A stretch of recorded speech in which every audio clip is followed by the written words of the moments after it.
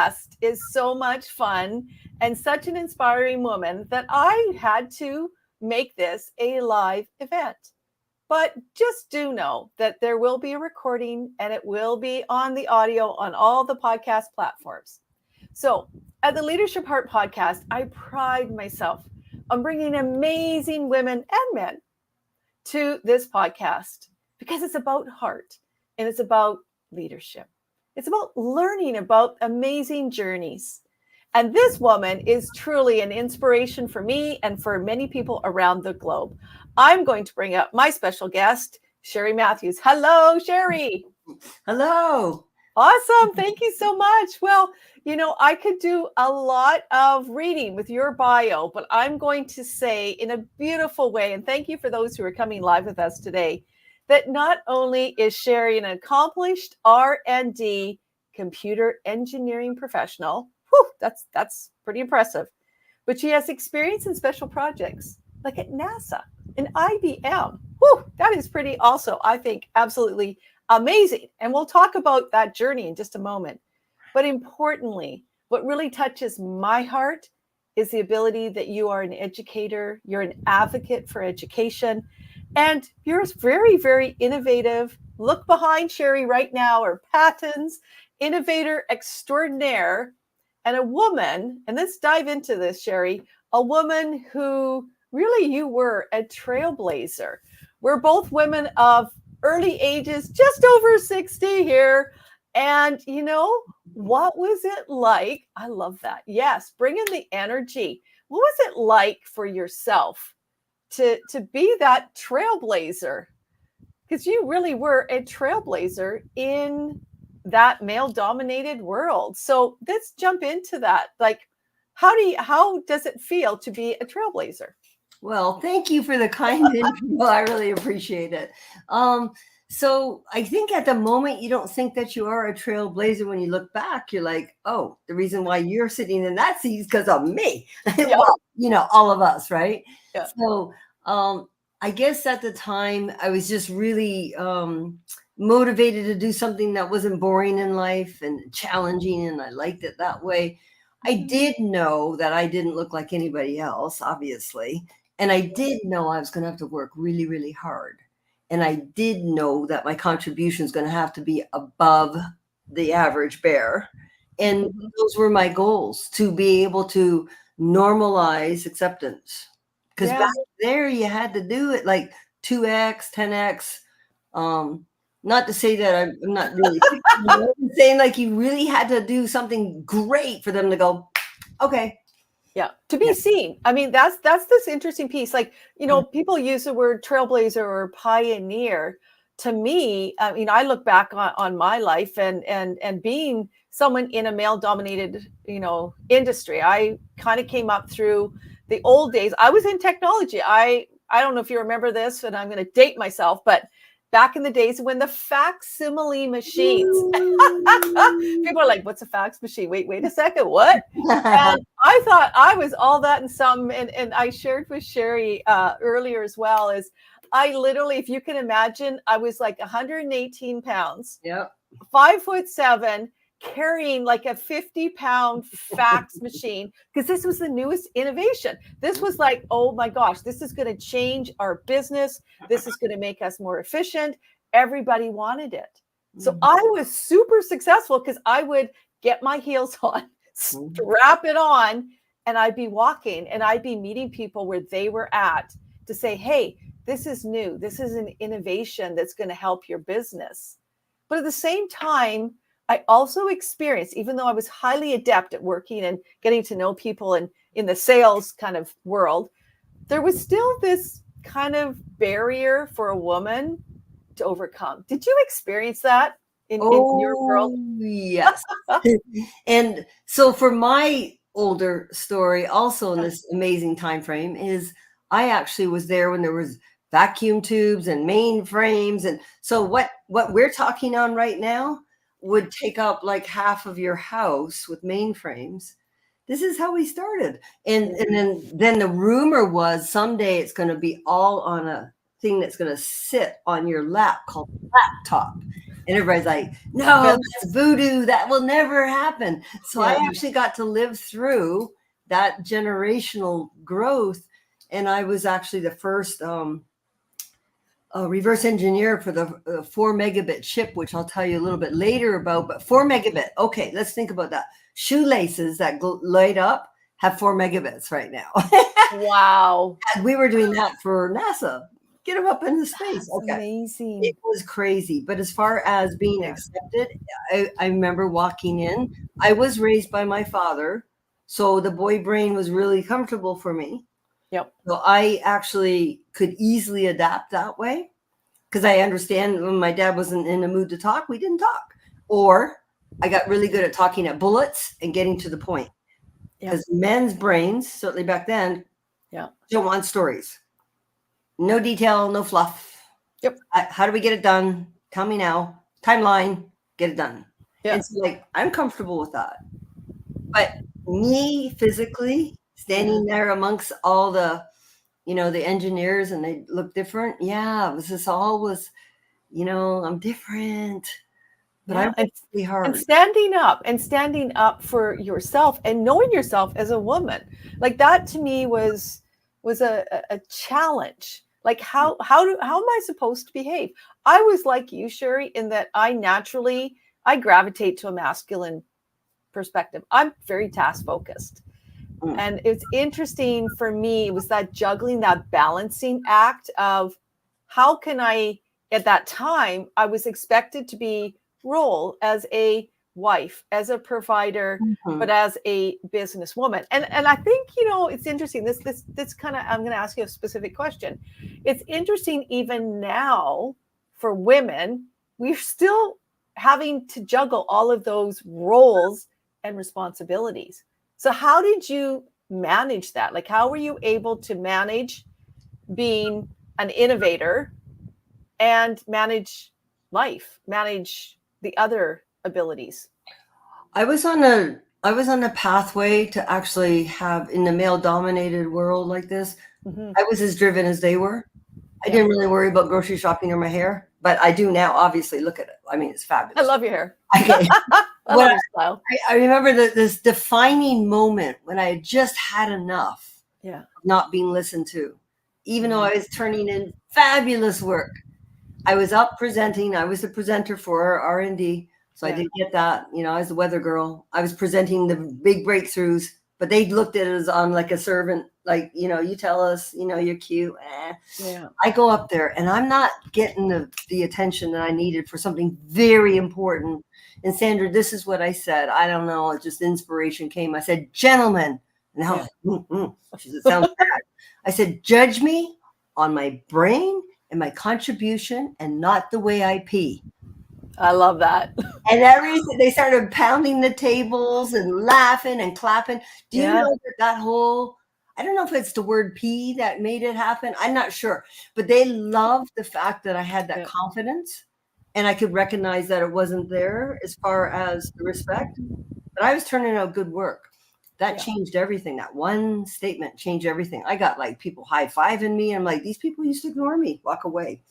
Yeah. So, and as far as the other parts, I was just really on the pathway of being like an athlete. And, I didn't really worry about any of that till later on when I got married. That's when the conflict comes. Yes. That's when the conflict comes. Like, now do I have to change roles? Do I not have to be smart anymore?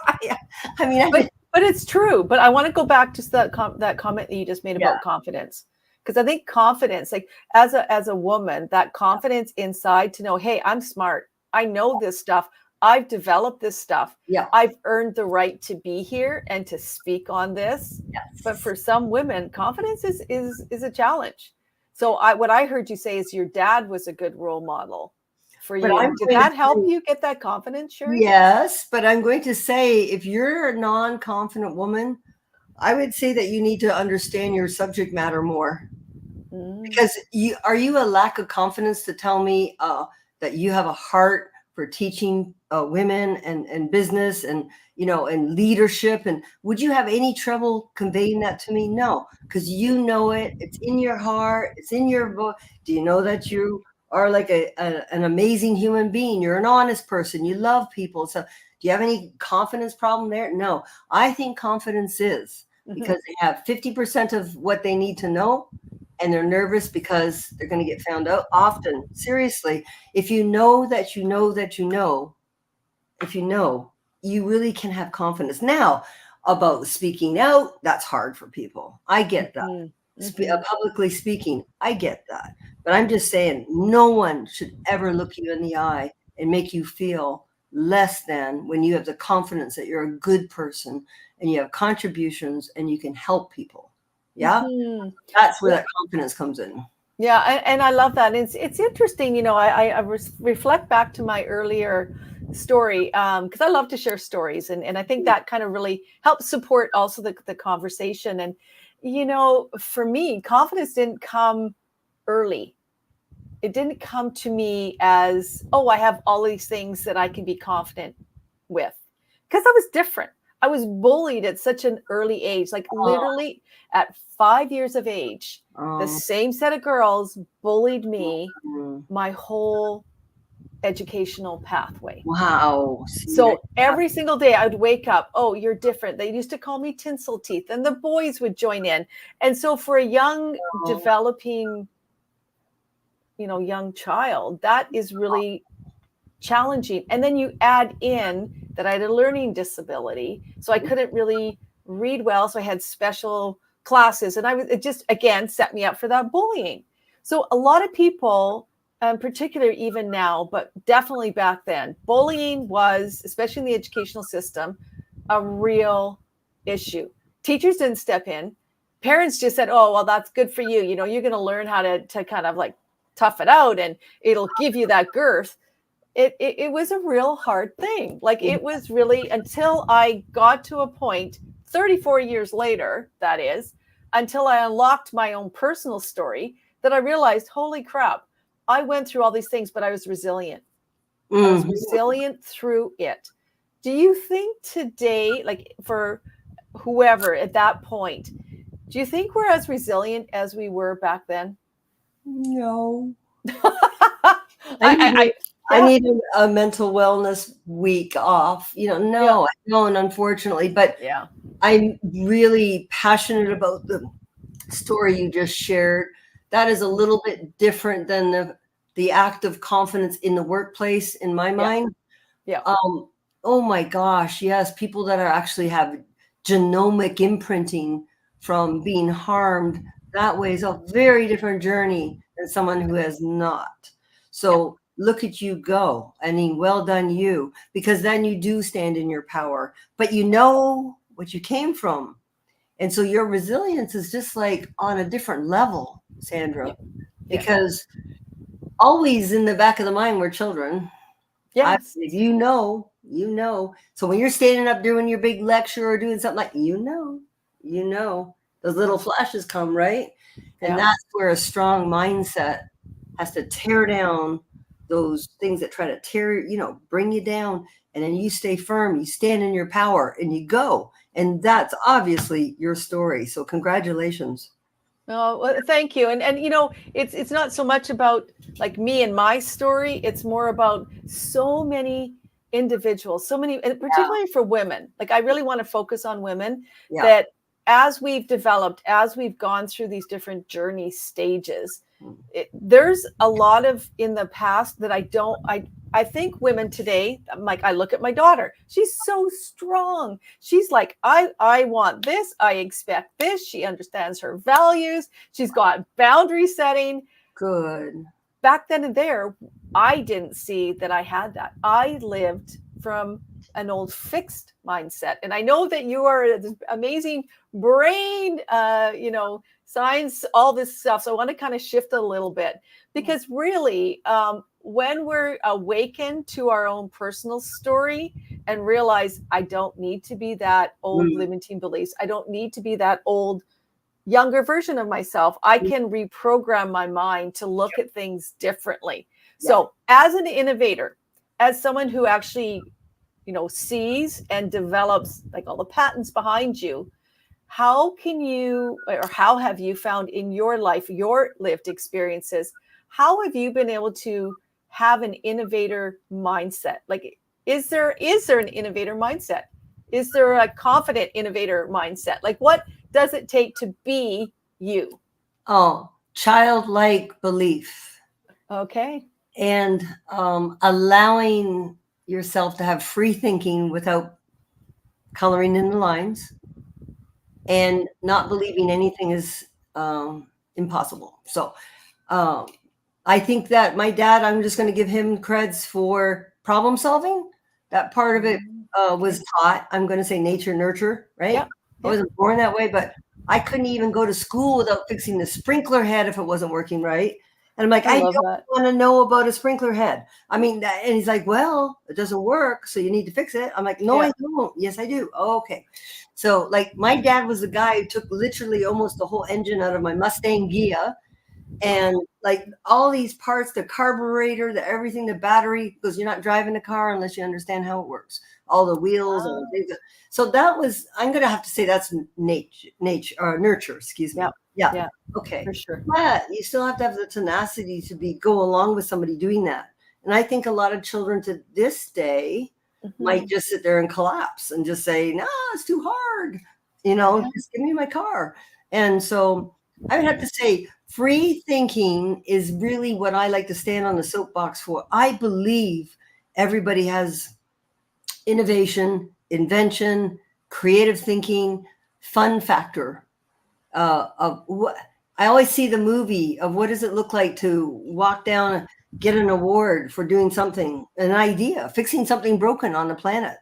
Yeah. I run through these movies like this type of thing, and then I go get it.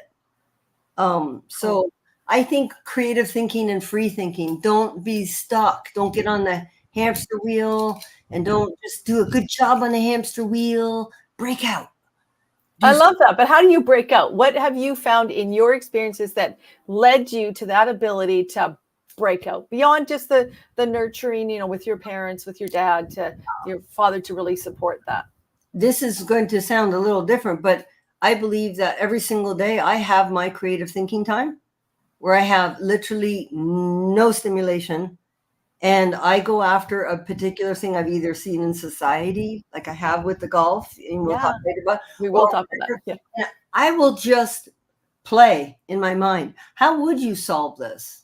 There's no limits. What about money? No, don't worry about money. Just free thinking. But if you allow yourself like that, I think you become very familiar with how marvelous your mind is and how untapped it is. Can you imagine every single person contributing one invention or innovation before they leave this earth? Wow. That was solving a problem? That'd be amazing. You know how many people take it to the grave? Yes. Because they won't take the step. And when I lecture in person, do keynote speaking, I'll say, raise your hand if you've ever had a good idea. Woo! Okay, keep it up if you've ever written it down.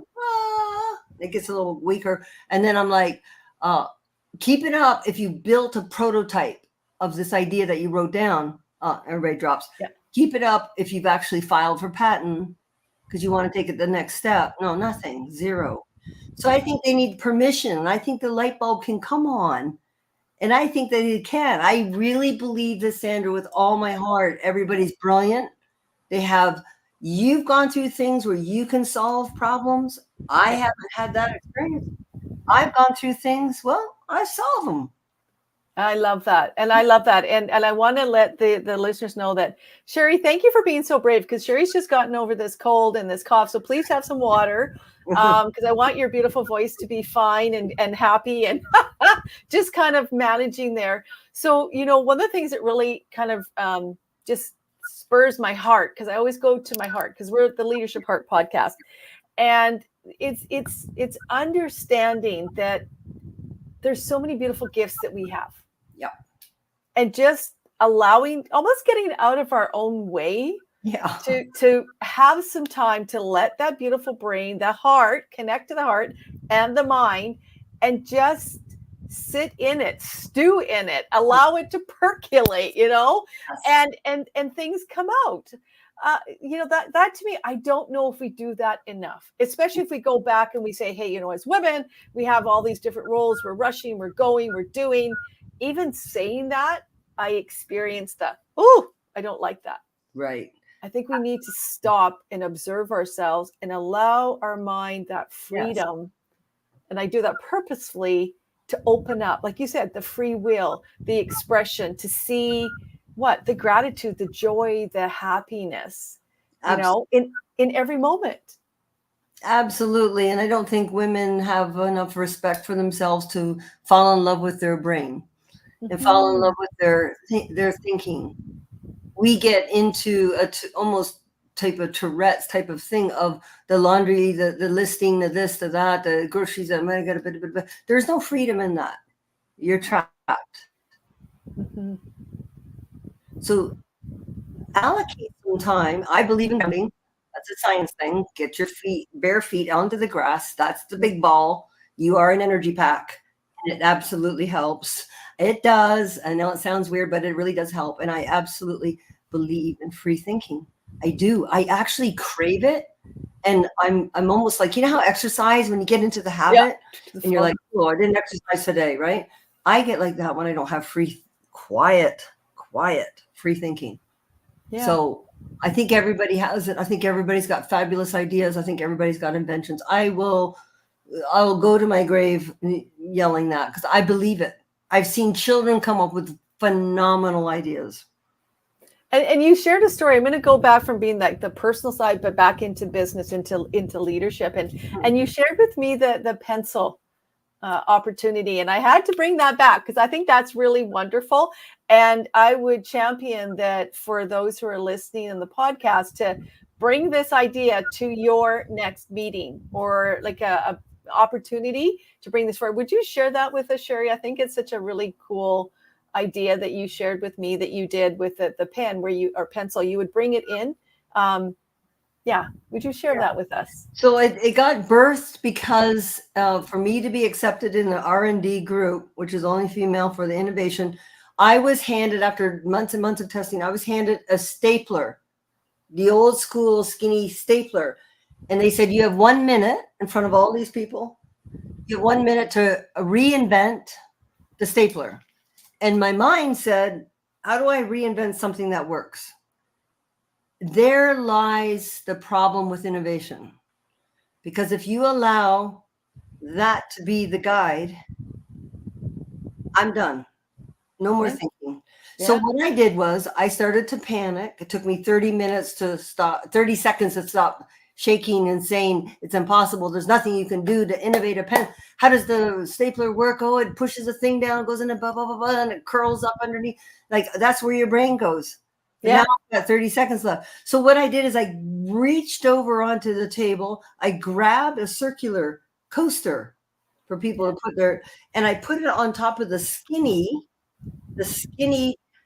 back in the day, there's no emails, guys. So the office made bomb. That was how they got your messages out.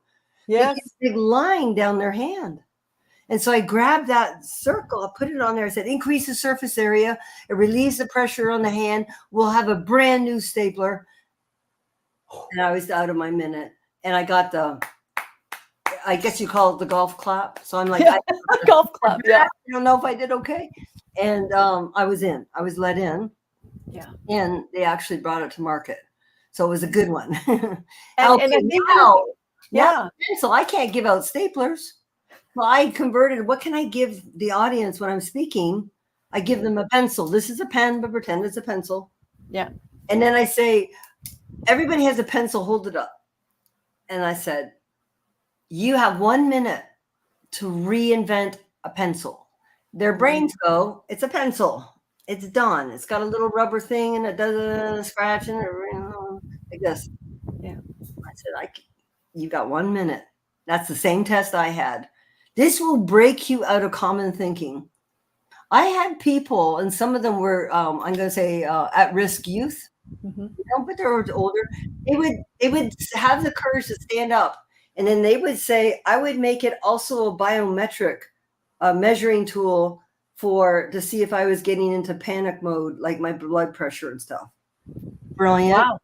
Another little girl, she came up and she said, at the end, have a lollipop that stimulates brain thinking because a lot of kids have hypoglycemia. And if they could actually have something like that during test time, it might help them keep thinking, where are these kids coming from this? And then so what I did is I tripped them all out, and I had a little button on the top of my pencil, and I snuck an Alexa behind me, and I touched the button. And I said, this is before Alexa, anybody knew it. I said, Alexa, what's Einstein's theory of relativity? And it would, and the speaker would go, E equals MC squared. And everybody's like, ah! But the point was, you can break through the exercise with your people to reinvent the pencil, have them write it down and submit it. Talk about your ideas. That gets them like, if I can do that with a pencil, I can maybe do that with my task force. Yes. So, yes.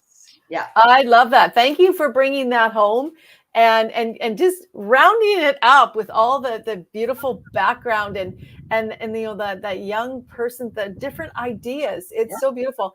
And you've always been ahead of the curve, as I've learned now to know you, that you really are 10, 15, 20 years ahead of where that technology is moving. But in your life, there's been some challenges that have shown up, and some health challenges, and how you faced it, I think, is also very relevant to this, our sharing today, because you made, I will always love the picture that you sent me, and it's the swords and the warrior, the look when you experienced cancer.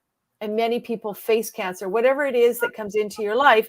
It's not always going to be easy, smooth sailing. And it was the decisions that you made in that moment of how you were going to approach it that made the difference. So can you share with my audience, what is it like to make that decision to be a warrior, to stand up and... Yeah, well, it doesn't come when you first hear the words, I'm sorry, but you have breast cancer. I'd be lying and not telling the truth. I fell down a black hole tunnel you've heard about. Yeah. And you're grasping for the edges, and there's nothing there to stop your fall. Yeah. Then your body starts going into shock. And I recognize all this, but I couldn't stop it. And I couldn't hear anymore. I don't know if you've ever had a bad reaction to a food or something, and all of a sudden you're like, your ears are starting to close up on you, and there's like this sound, that's your body shutting down. Like, it's that bad. And even thinking in that paralyzing moment can actually make you very sick. Maybe even sicker than with cancer. Seriously, you cannot let that fear grab your soul. I am a God girl. I'm a woman of faith.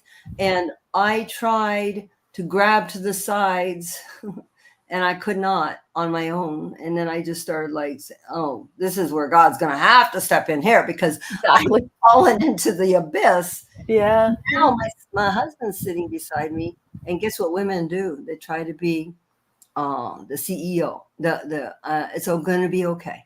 And go right into, what about the other people? What about your family? Right. So I was really falling and then looking over, and I couldn't hear what the doctor was saying anymore. And I thought, oh, I got to be here for my husband. He must be terrified too.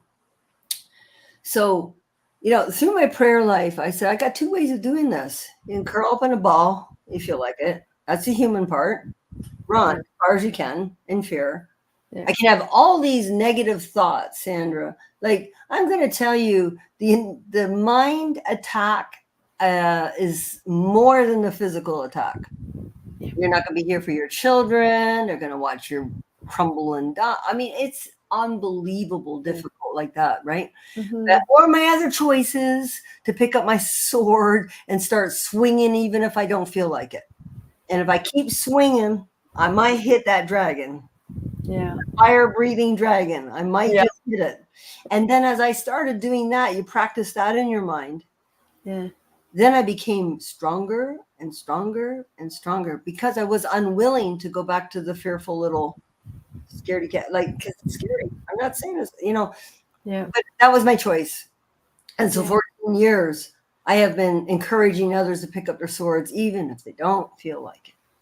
Because it can happen in anything in life. You can be in an accident. It doesn't matter what the trial is. It does matter how you handle it. Because mental wellness and strength and integrity, and know who you are, and know that you have it in you to fight, right? And not run scared. But guess what? You're giving someone else a roadmap, because they may not have had all your thoughts, but they're like, well, okay, maybe I'll pick up my sword.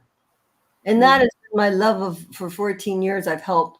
Now with a patented invention, I have 150,000 cancer patients. Wow. It's a lot. That's a lot of people. That's a lot. That's a stadium. Yeah. That's a beautiful gift. And through you going first and making the decision. And this is where, you know, I feel that it really resonates across all that we've been discussing is it's about a choice we make in how we choose to think and how we choose to feel. And perhaps for some people who are listening, they're like, yeah, but I don't know. But the thing is, we got to go within the self-discovery to know ourselves. And you said it a number of times already, to know who you are. Who am I? Mm-hmm. And knowing that I'm not the experience that I was from young childhood, but the future self. It's bridging, it's growing, it's defining how we want to feel, how we want to act.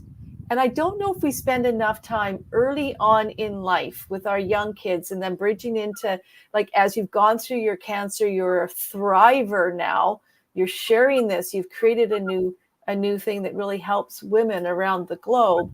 But it's also a bigger picture. It's how you've done it. And so for me, the question is, in bringing this message, have you found for women who are going through this life altering, you know, whatever event it is, how have you been able to break through to them? What words or what ways have you been able to connect to them so they hear you, that they see you in, like, your warrior self? I'm trying to really frame that into the question, because I think for many it's like, yeah, I hear this, but how do I touch people when they're in that deep moment, that they're I've gone through this, I've experienced it. How do you connect with someone so there's that connection? How do you reach people? Does that make sense? No, completely. And I'll try to answer that. I first connect on the human point of view of, I know your heart is pounding out of your chest in fear. I have been there. That is the most important thing, is to connect with empathy. You don't just come out with a blaze of swinging and swords and it's all just, there you go. It's like they take comfort that I'm still here. Yeah. And I'm giving counsel. But I don't allow them, honestly, for 14 years. I will get there. They connect. They say, oh, you do know what it's like. I said, yeah. And that is the last conversation we have about that wallowing stuff. Nice. I am more like a coach person. So I will then gently and with empathy, not mean, but just, let's talk about mindset. Do you know your mind can poison your cells? Do you know your mind, negative thinking can actually kill you? Like, this has been proven over and over in science. Yes. They've done it. They've done it over and over. Deepak Chopra did one where they did the whole, like, you have pancreatic cancer, and they went down to their immune system was non-functional within 3 minutes. So I believe that to safeguard your thinking is the most important platform to get people on. And so that's when I start. I identify, I have empathy. Now let's go up the ladder and get out of this mud hole. And everybody can handle it on their own. They don't have to have two swords. They may just have one. It's all good. But just the warrior attitude towards anything that's bad in your life is a better decision than staying in the mud hole. Yes. And describing all the mud. But it's cold, but it's wet, but it's sticky, and I'm sinking. That's all true.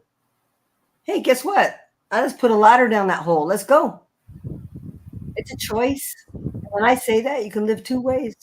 You can live in fear. You have a right to. It's terrible. It's scary. It's horrible. Mm-hmm. Or you can have a positive attitude, positive mindset, and you'll have a better chance at slaying the dragon. I really believe that. Mm-hmm. I have seen people stage 4. I have a friend that's 37 years or something, a world longest living stage 4 inflammatory breast cancer. I'm like, Marianne Heller is her name. How did you do that? Yeah. I'm solid. She's like 80 something now. She goes, I'm solid in my mind. Yes, Love ma'am, it. you are. Yes, ma'am, you are. That doesn't work all the time. Sometimes it's bad. Cancer is yucky. But I'm just saying that is helpful. So even if they're X amount of days, they're in a joyful state of trying.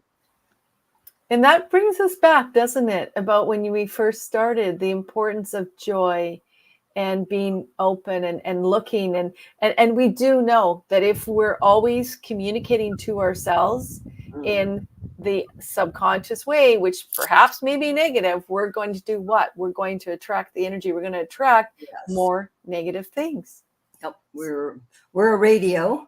We are. That's where some people will refer to as the secret. And the big secret is, as a man thinketh, so is he.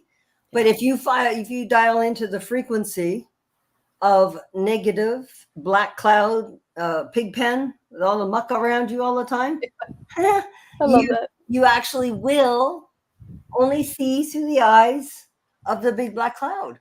Yeah. And if you fight, guys, if you get through the fog, I'm not saying it's easy. I'm not saying, oh, just do it. It takes practice. When you get there, you're like, aha, you're standing on the top of the mountain now with your hands on your hip and say, you do not possess me. You will not control me.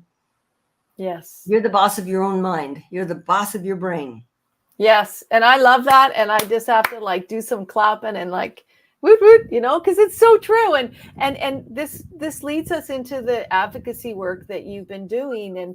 And all these lessons, all of this work is helping shape, reframe, repattern, really giving people hope that, you know what, you can do things differently because you can. It's a choice. So that's first, as I've heard, begin with the positive. Look and really become mindful of the language that you're using. Look for the positive, the gratitude, the joy each and every day. Allow yourself that self-time to allow your brain to have this creative, this free will to explore. You just don't know what's going to happen. And I am so I just want to talk about the amazing work that you've done with the inner city children and using golf as the conduit. As someone who grew up golfing, we shared this a little bit earlier. My first email is truegolfergirl@hotmail.com. I love it. And I see the value of what golf can do, but for some, they can go, well, why golf? Like, can you share that story of rebirth, of finding self, of finding hope in what you're doing now with the national program now hit 10 million, I believe, kids that have been transformed. So thank you. And this is very near and dear to my heart. And so why golf? Okay, basketball, you go down, you're playing, you're going up for a layup, you grab the guy's hand, you pull him down, right? And you get a foul put on you. But guess what? Your coach says try to do it without getting caught. It actually teaches you how to do something wrong and not get caught.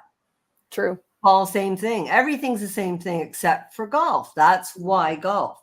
So in golf, if you mess up and you're in the woods and nobody can see you and you touch that ball, you got to come out and say, that took me 2 shots to get out. Exactly. Self-governing. It's a self-governing sport. So let's just say it's a sport. It's just a fun sport. So with the First Teen National School Program, what we did was we started with 48 students because of birth of one question. My best friend came to me and said, you know, there's these people that are around us and they've got golf coaches. And I said, yeah, but look where we live, where everybody's got like a par 3 in their backyard. It's not fair for all children. What about the kids that cannot ever play this sport or even learn about? But look what basketball, soccer, and volleyball's done. That was my pitch. Yeah. She said, that's really interesting. What do you think we should do about it? And I said, I just think we need to bring golf in a more friendly way to all children. They can get college scholarships. It's a weird sport. Everybody thinks it's one thing only, but it's really not. It's just a sport. And guess what? Colleges are frothing at the mouth to have golfers come in, okay? Because everybody wants to pick volleyball and soccer and stuff. And okay, so with 48 students, we had modified equipment. The balls were like little tennis balls. They stick to Velcro thing. Very safe. Because I'm starting. So we started off with 48 and we didn't give up. But I'm going to tell you, it was a struggle. Getting into the school systems in America is like an act of Congress. And then that is where we had our captive audience. And that is where the children just don't have a chance. There's no way they're going to be able to do golf, right? I mean, come on. That's crazy. So we said we're getting in the school systems, and we did. So we got into the school systems, and that was my job for like almost 19 years, is going around and teaching the teachers how to teach the game of golf. And we brought it down into 4 strokes. We see our children to this day, Sandra. It's a 5-year program per child. So that's what I call sticky. It's sticky. It's not just like a, hey, here's a golf club thing. It is integrating 9 core values, 9 healthy habits in the game of golf. So they learn for the first time while playing. So your brain kinesthetically is learning more things. Learning what honesty is. So it's not a teacher dictating, making people drink out of the fire hydrant. You need to be honest. Well, what does that even mean? I don't have a reference point. Yeah, seriously. Because honesty can be something for someone, or courtesy, perseverance. What does that all mean? It's a word on a pillar. That's how they teach kids. So with our game of golf, they actually got to play and experience other people giving them high fives. And they said, oh, I feel respected. Oh, I feel like I have a friend. When they built that up, we watched miracles happen. And the whole takeaway is this. We allowed them to feel, don't lose that one, to feel honest, to feel perseverance, to experience good judgment and courtesy. It wasn't rules and words. And children and adults learn this way. It becomes sticky as part of their life. So yes, we started with 48. We got to 10 million. We helped integrate to 10 million children just because of one question. Why can't golf be for all kids? Because look what basketball, volleyball, soccer's done. So we have deep in the hearts of Chicago and Louisiana, and these guys would never have a chance. They love it. And beautiful athletes and respectful and fabulous. And we're just so proud of this program. But thank you for bringing it up. The big takeaway here is one question changed the lives of 10 million children, but following through. And the big sticky part of this message is, how did it make them feel? Versus more rules, a checklist, a pillar with a word on it. I hope that's what you can grab from this. I love that. I can't keep my smile because it just gives me such joy and happiness. I shared as well when we were, kind of just chatting before, my work with the Boys and Girls Club. And it's really giving, or with New View Society here, working with persons living with persistent chronic mental health challenges, whatever your passions are, to give, to be of service is so, so important. And adding to that, even in the work world as well, is finding empathy and becoming and showing empathy. And I wanted to kind of bring that into kind of our close about the importance of empathy. And it kind of wraps back to your whole story, because you have demonstrated that throughout the course of your life and all the commitments and things that you've done. And so what does empathy mean for you? I would like to first tell you that our children are in dire need of to experience empathy. I hope that message goes everywhere. They've actually done brain studies, and the children are so programmed with their little dopamine hits that they don't understand what really tragedy is, or something bad or sad. They're really flatlining.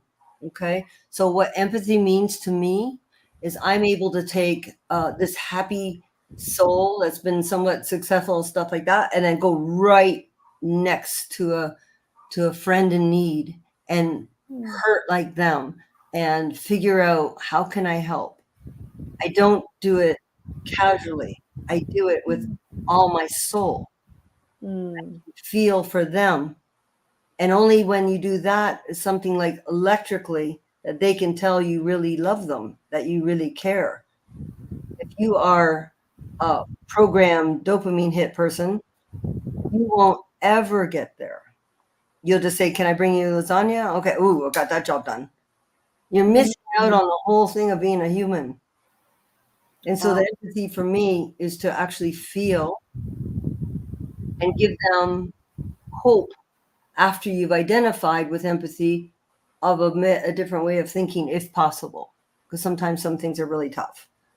Yeah, that is so beautiful. It touches my heart. And I thank you for sharing that. And I really, truly offer up to the, to the listeners to take that to heart, like genuinely allow that, bring that in, take time after to just reflect. How is it? I call it actually in the book that I wrote with Dr. Sujata Eyes, we call it the empathy ethic. And we need that not only with our kids, but also in our work worlds, in our leadership, and meeting people where they're at and truly having empathy. And it is what we need especially coming out of COVID. And people are so reactionary, not responsive. They're in that back brain, the fight flight kind of phrase. I don't want to get too deep in that, but that's true. And that's where we need to shift to looking at things differently, to meeting people, understanding what's happening for them in that moment, being in the present moment, and not fearful or anxious, which is fear is past, or the anxiousness for the future. And I think this is for us as conscious leaders today, one of the most important aspects. And it's being demanded. It's being demanded by the different generations in the workforce, because we've seen it. They're going to quiet quit, or they're going to loud quit. And they're like, no, if you're not showing me that you care and to build that connection, my heart to you, to genuinely care about me, I'm going to say, thank you. I'm out. That's the secret. You've got it. If you can be that kind of empathetic leader, not a sucky leader, a strong leader that connects with their people and understand that everybody responds to love. You will never fail if you administer a loving branch to help someone out. Not be sucky, not let them get away with being late at work. No, none of that. But when they truly need your moments, just like a child, you've seen all those kids where they're trying to get mommy's attention, and the mom's like, and the child, I know, I've seen it. I know. Their face turns gray versus the thing is down, and I'm looking at the child and I'm laughing and engaging. You are building that child. Guess what? A leader has to be that same person. Yeah. Your contribution in this meeting matters, because we're going to take it to the next level. It's a brilliant contribution. Thank you. Guess what? They're going to work so hard for you because you treat them like a human being, right? And I think we're getting a little bit plasticky. Like we're forgetting to be a human. Yes. And I'm going to wrap this up, because this kind of takes us back to where we first began, which was, women of a certain age, and having gone through our experiences, it's like, woohoo, we're like, kind of running full circle here. And how do we, for me personally, what I always take away is, how can I add more value from this moment? What is that connection that I can bring to someone else in that moment? Am I leaving people richer, more joyful, having more gratitude, or being heard, and leaning in, reaching in to understand, and then support, or perhaps coach, guide, advise, be a mentor. There's different ways we can give back and can contribute. So in kind of our closing remarks, is there, in all your beautiful journey and all the wonderful work that you continue to do to serve, to help others, a woman of faith, is there any parting thoughts or areas about the connection that you want to share about the heart, your leadership, anything that we shared? I would like to share something. Everything that you said, I reverse engineer everything. That's where my brain is wired. And people want the hack. They want it simple that they can take away and remember. And this is my answer. Love. And I don't mean that in fluff. Love with all that you have. Show respect and love. When you show respect and love, you will be successful. You will never fail when you truly show love, and respect for your workmates, for your spouse, for your children. So love is my last word with you. Oh, I love that. And how can people learn more about you and all your wonderful work? And I'm going to just write this: the healing in comfort. Yeah, it's just heal, Heal. Heal, Yep. IN, comfort, COMFORT. It's a pretty cool story. It's done a lot of things, but you can find me on X, or you can find me on same name, Healincomfort, or you can find me on LinkedIn, which is something I prefer. Not so much with Facebook right now. Yeah. I'm Yeah. not No, I get that. I love LinkedIn. I love it's all good. And you know what? That's the beautifulness of purposeful with intention sure. of connecting to different people in different ways. And that's what we do. And that's the beautiful gift. And I want to make sure though, that before we end, that we do have time to talk about your healing comfort, because I think it is really important. And it kind of loops back to the beginning of our conversation about innovation and about being the change and bringing the change forward, not just sitting back comfortably, but you're still creating a lot of change out there. So please, Cherie, take a few minutes. I love for you to share a little bit about that you would feel, should be said, because I feel a calling for that. Oh, thank you. So being diagnosed with breast cancer, long story short, I had a double mastectomy.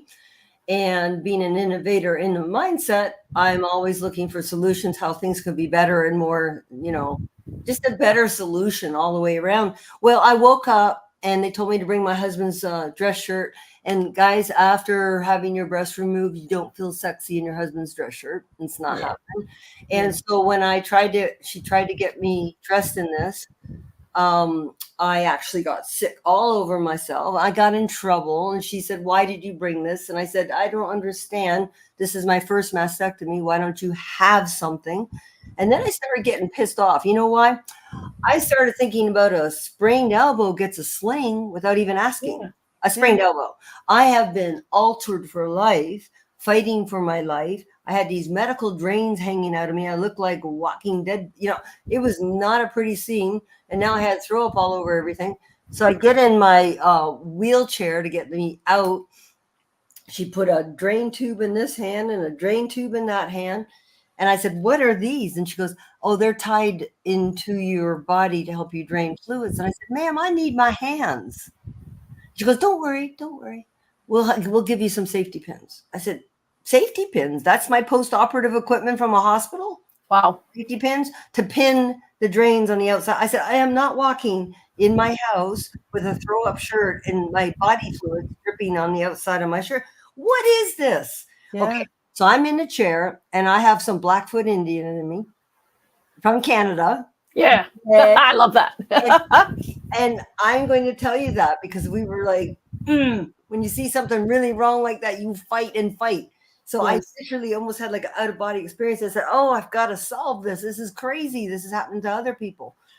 The problem is, Sandra, in Canada, where I was born, Hamilton, Ontario, I failed home ec in 7th grade. I think it was 7th. I couldn't do the bottom bobber thing like that. Oh yeah, I remember that. Way hard. It was way hard. So I'm like, "Oh Lord, I cannot." I had an idea, but I didn't know how to do it because I don't do that stuff. So I did create a design, internal pockets, had to be moisture wicking material, Velcro, because you can't even button, you can't zip and all that stuff. So I said, I know what I'll do. I'll start a business for $1,000 on purpose to help 100 Austin, Texas patients.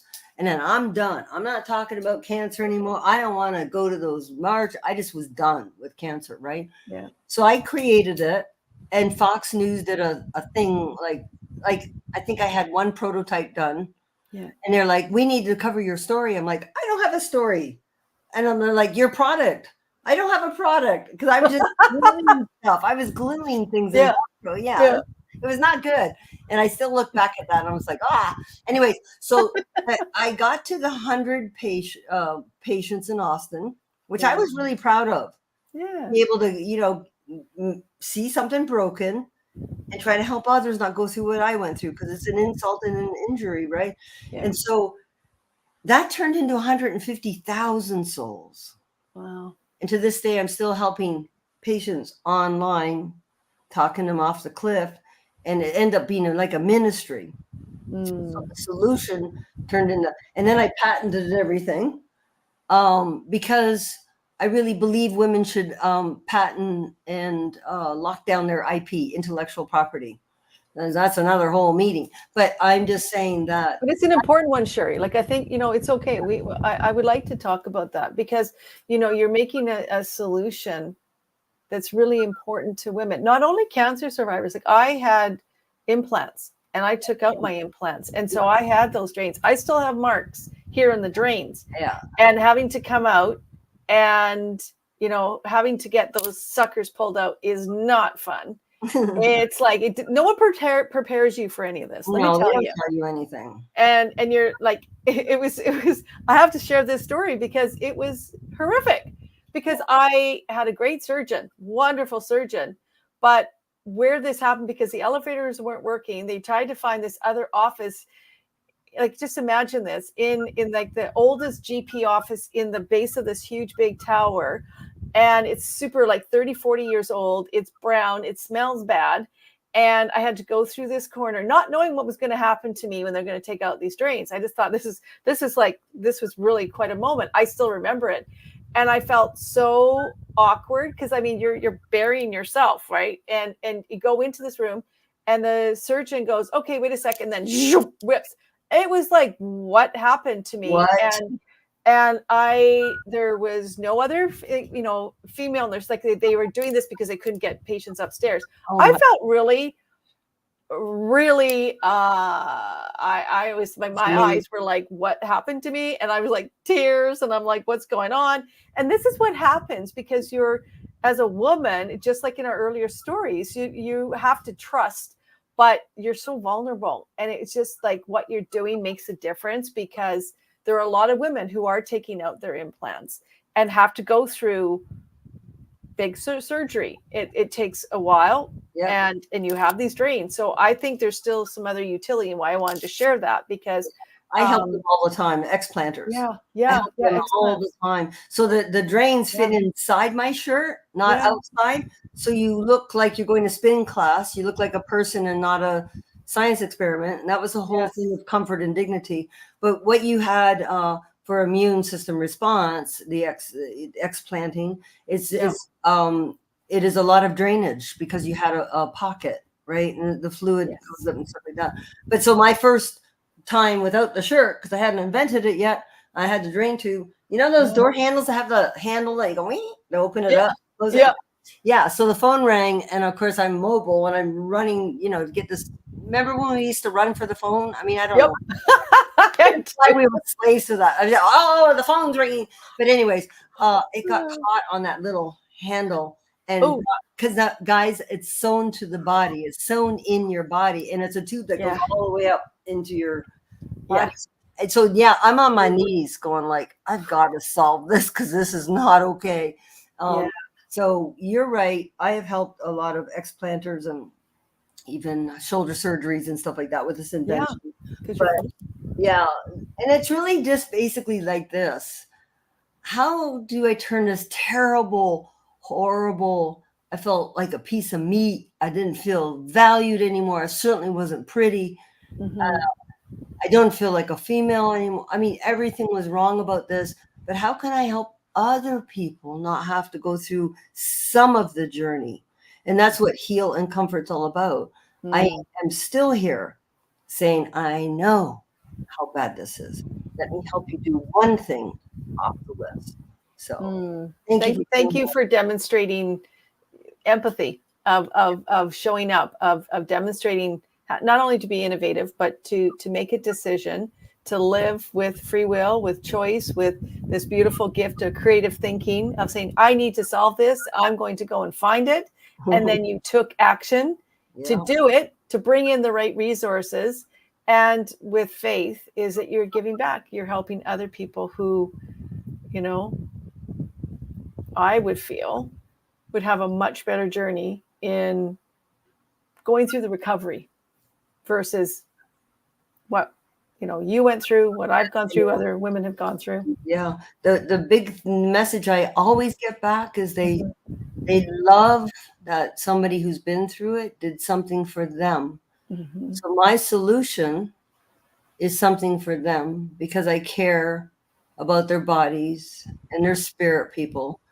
And comfort and dignity matters. We all decide what we're going to wear today. You look in the mirror before going on Sandra's podcast. Yeah, well, my hair's in place. We do care. Yeah, we do. Imagine having such a brutal surgery, fighting the thoughts of maybe not surviving, having these R2D2 things hanging out of you. The whole thing's wrong. Yeah. And the doctors never tell you what to expect or what your emotions are going to be like. They're mechanics and they do a good job. But there's the spiritual part of humans that is unaddressed, in my opinion. So yes. And I'd love to have you back on to talk about that, because, a part of the Leadership Heart podcast and why it comes here is because of that. It's that connection to higher calling and source, whatever that is for you as a listener, woman of faith. And I do feel that each of us has these different journeys, and it's how we go through them, what we learn from them. We're right where we're supposed to be, even though sometimes that can be an interesting conversation with self, but knowing that there is a path, there is a reason that we have gone through many of the things that, we haven't disclosed here all at one time, but there's a lot there. And so the more perhaps you've had to take on, like with Cherrie with cancer and others, there's a purpose for it. There's an intention that you can then give back to others if you choose to find new solutions, if you lead with heart. And I use that purposely because that's why it's the Leadership Heart. I love that. Absolutely. Yeah. That's really what you are. I have just fallen in love with you. We had so much fun last night. But you have a very mature soul, in my opinion, and you have a heart as deep as the ocean. And I am overjoyed to be with you. I'm super happy we got to connect.